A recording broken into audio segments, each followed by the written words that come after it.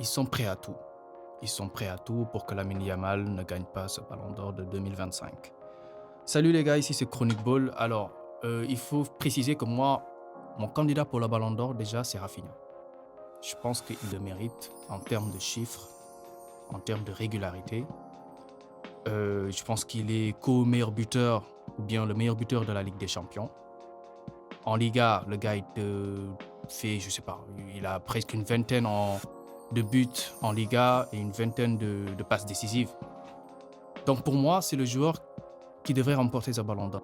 Après, il y a eu un problème. Le fameux match Brésil-Argentine au mois de mars, où Rafinha avait fait des déclarations dans une interview avec la légende du Barça, Romario, où le mec te disait ouais, patati, on va gagner le match, ouais, ça sera un match, ouais, non. Le gars, bon, le match arrive, il n'a pas assumé. Carrément, il n'a pas assumé. Le Brésil perd 4-1 et le mec te fait un match catastrophique. Il retourne à Barcelone et son mois d'avril n'a pas été bon. Il nous prend des prestations en dents de scie.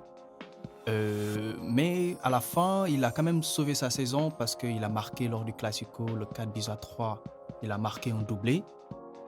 Et il a failli nous mettre, ou bien il a failli nous amener en finale de Ligue des Champions avec son but contre l'Inter, le 3-2 à la 90e minute. Au même moment, on a quand même un gamin de 17 ans qui prend ses responsabilités, qui marque des buts décisifs, notamment contre Benfica en Ligue des Champions. Il marque lors du Classico aussi, le 4-3, un but magnifique. Et sa double confrontation contre l'Inter où le mec a été incroyable. Donc Lamine Yamal à 17 ans marque les esprits. En termes de marketing, il est partout. Il est idolâtré par les jeunes, les adolescents. Parce que voilà, un gamin de 17 ans qui fait ce genre de truc, on le voit pas tout le temps. Donc sur ce côté-là, je pense que Lamine Yamal a quand même un léger avantage par rapport à Rafinha.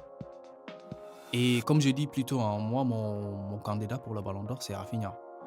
Il y a une émission qui s'appelle El Chiringuito, une émission espagnole. Je pense que beaucoup de personnes la connaissent. Bon, une émission sponsorisée par, par Papa Pérez, hein, Florentino. Donc, c'est une émission qui fait croire aux gens que, ouais, ils sont objectifs, patati patata. Non, en vrai, c'est pas ça. En vrai, c'est une émission pour les Madrilènes, pour le Real Madrid, c'est tout. Qui font la propagande des jours du Real Madrid. Donc, avant la Coupe du Monde des clubs, ouais, les chroniqueurs de l'émission disaient ouais, Kylian Mbappé doit prendre le ballon d'or s'il remporte la Coupe du Monde des clubs. Bon, depuis leur match 4-0 face au Paris Saint-Germain, j'ai pas entendu de Mbappé ballon d'or. Alors, ils savent que sur ce côté-là, c'est peine perdue. Maintenant, leur sauveur, leur nouveau candidat, c'est Cole Palmer. Alors, je vais préciser que c'est un joueur que j'aime beaucoup. Hein. C'est l'un de mes joueurs préférés. Il est très à l'aise avec le ballon. Techniquement, il est très fort. Il a un côté Lamine Yamal aussi, hein, dans la conduite de balle, sa nonchalance et tout. Mais au point de venir me dire que voilà, le gars, il doit remporter le ballon d'or devant Lamine Yamal, devant Rafinha, devant Dembélé, je pense qu'on doit être un peu plus sérieux. Et là, il y a du désespoir. Je sens du désespoir, c'est-à-dire de chercher des candidats à gauche, à droite. Oui, ça me rappelle un peu en 2021, je pense.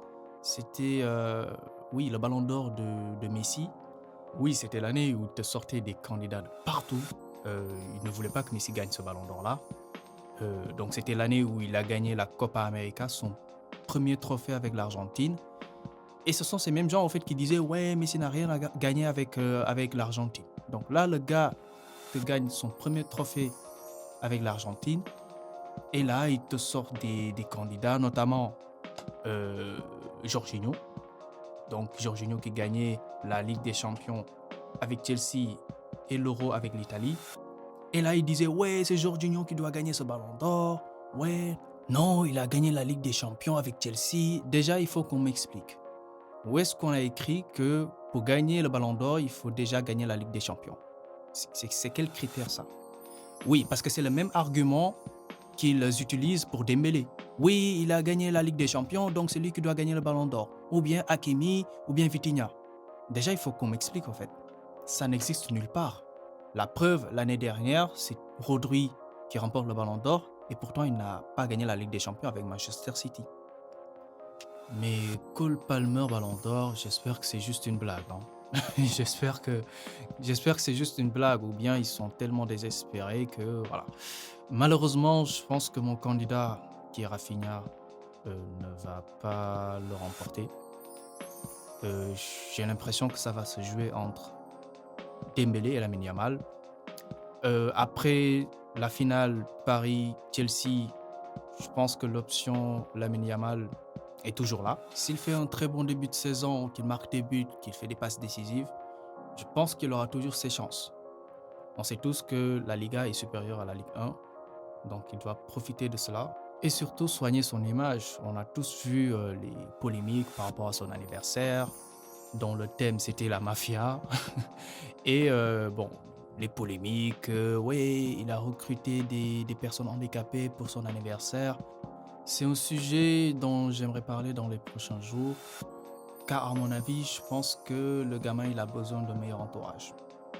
Bon, je pense qu'il doit être mieux entouré, car il doit savoir que la presse madrilène est en train de scruter les moindres détails. C'est une presse qui est là pour le détruire carrément, et il doit comprendre cela. Donc les gars, on se capte à bientôt. Merci d'aimer la vidéo et de vous abonner. Ciao.